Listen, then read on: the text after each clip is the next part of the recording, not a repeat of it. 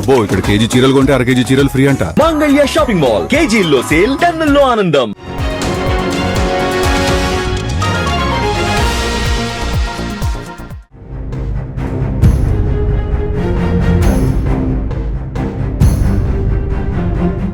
తిన్మార్ మల్లన్న అస్సలు ఆగుతలేడు. ఎమ్మెల్సీ కవిత అసలే తగ్గుతలేదు. ఇద్దరి పోరాటాలు ఎలా ఉన్నా ఆరాటం మాత్రం ఒక్కటే అనిపిస్తోంది. వీళ్ళిద్దరూ బీసీల్లో నెలకొన్న పొలిటికల్ లీడర్షిప్ వాక్యూమ్ని ఫిల్ చేసేందుకు తెగ ట్రై చేస్తున్నారు. బీసీ లీడర్లుగా ప్రొజెక్ట్ అయ్యేందుకు అన్ని విధాలుగా ప్రయత్నిస్తున్నారు. ఈ మధ్య కాలంలో ఎమ్మెల్సీలు మల్లన్న కవిత వ్యవహారం తెలంగాణ రాజకీయాల్లో హాట్ టాపిక్గా మారింది. వీళ్ళిద్దరి మధ్య వివాదం వెనుక బలమైన రాజకీయ వ్యూహం ఉంది. ఇద్దరు తమని తాము బడుగు బలహీన వర్గాల నేతలుగా ప్రొజెక్ట్ చేసుకునే ప్రయత్నాల్లో ఉన్నారని, దానికోసమే ఈ ఘర్షణ వాతావరణాన్ని సృష్టిస్తున్నారనే వాదనలు వినిపిస్తున్నాయి.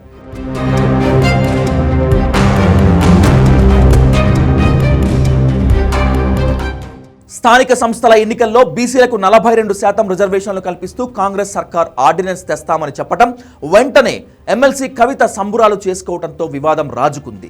దీనిపై తీన్మార్ మల్లన్న స్పందించడం, బీసీలకు రిజర్వేషన్లు వస్తే నీకేం సంబంధం అంటూ ప్రశ్నించడం, మీకు మాకేమైనా కంచం పొత్తుందా మంచం పొత్తుందా అంటూ చేసిన వ్యాఖ్యలు ఎంత దుమారం రేపాయో అంతా చూశాం. ఆ తర్వాత జరిగిన పరిణామాలు ఏంటి అనేటువంటిది ప్రస్తుతానికి అప్రస్తుతం.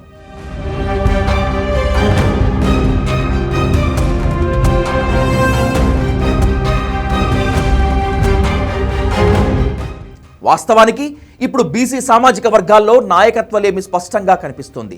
ఆర్ కృష్ణయ్య వంటి సీనియర్ బీసీ నేతలున్న ఆ లోటు స్పష్టంగా కనిపిస్తోంది. ఎందుకంటే కృష్ణయ్య ఇప్పటికే 3 పార్టీలు మారారు. టీడీపీ నుంచి ఎమ్మెల్యేగా, వైసీపీ నుంచి రాజ్యసభ ఎంపీగా, ఇప్పుడు మళ్ళీ బీజేపీ నుంచి రాజ్యసభ ఎంపీగా కొనసాగుతున్నారు. సో ఆయనకు తన రాజకీయ ప్రయోజనాలే ముఖ్యం తప్పితే బీసీల ప్రయోజనాలు పట్టవనే చర్చ జరుగుతుంది. అందువల్ల బీసీలు ఆయన నమ్మే పరిస్థితి లేరంటున్నారు. ఇక బీసీల్లో ఓ స్టేచర్ ఉన్న లీడర్గా కనిపించే మరో నేత ఈటల రాజేందర్. ఆయన్ని ముదిరాజ్ సామాజిక వర్గం తప్పితే మిగతా బీసీ కులాలు ఓన్ చేసుకోలేకపోతున్నాయి. ఇందుకు ఈటలను పూర్తిస్థాయి బీసీ నేతగా, బడుగు బలహీన వర్గాల నేతగా ఆ వర్గాలు చూడటం లేదు. ఆయన సగం బీసీనే అనే వాదనలు వినిపిస్తున్నాయి. ఇందుకు ఈటల తప్ప ఆయన కుటుంబీకుల పేర్ల చివర్లలో రెడ్డి అని ఉండటమే మేజర్ రీజన్. సో ఇప్పుడు బీసీ వర్గాల్లో ఏర్పడిన ఆ పొలిటికల్ వాక్యూమ్ని ఫిల్ చేసేందుకు మల్లన్న, కవిత ఒక రేంజ్లో ప్రయత్నిస్తున్నారు.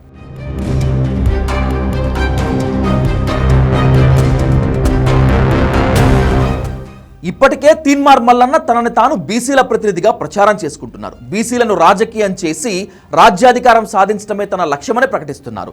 బీసీల కోసం ప్రత్యేక రాజకీయ పార్టీ పెట్టే ఆలోచనలో కూడా ఉన్నట్లు సంకేతాలు ఇస్తున్నారు. మరోవైపు ఎమ్మెల్సీ కవిత కూడా బీసీ సంక్షేమ ప్రతినిధిగా తనని తాను ప్రొజెక్ట్ చేసుకునే పనిలో బిజీగా ఉన్నారు. చట్టసభల్లో బీసీలకు రిజర్వేషన్లు కల్పించాలని, కులగణన చేపట్టాలని ప్రభుత్వాన్ని డిమాండ్ చేస్తూ వస్తున్నారు. బీసీ సంఘాల సమావేశాలకు హాజరవుతూ వారి ఉద్యమాలకు మద్దతు ప్రకటిస్తూ బీసీ వర్గాలకు దగ్గరయ్యే ప్రయత్నం చేస్తున్నారు. అయితే ఎమ్మెల్సీ కవిత బీసీ సామాజిక వర్గానికి చెందిన నాయకురాలు కాకపోవడంతో బీసీలకు నాయకత్వం వహించడానికి ఆమెకు ఉన్న అర్హత ఏంటి అని మల్లన్న వంటి నేతలు ప్రశ్నిస్తున్నారు.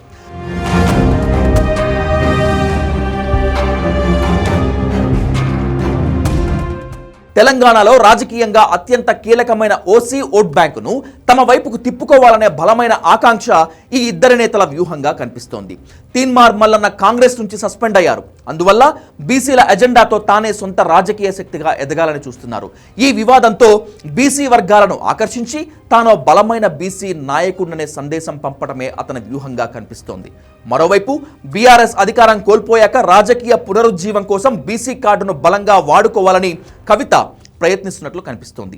బీసీల సంక్షేమంపై మాట్లాడటం ద్వారా వారి ఓటు బ్యాంకును తిరిగి ఆకర్షించే ప్రయత్నాల్లో ఆమె ఉన్నట్లు కనిపిస్తోంది. మొత్తం మీద ఈ ఇద్దరు ఎమ్మెల్సీల మధ్య నడుస్తున్న పొలిటికల్ రచ్చ తెలంగాణ పొలిటికల్ జంక్షన్లో బీసీ నాయకత్వం కోసం జరుగుతున్న ఓ వ్యూహాత్మక పోరాటమని క్లియర్గా అర్థమవుతోంది.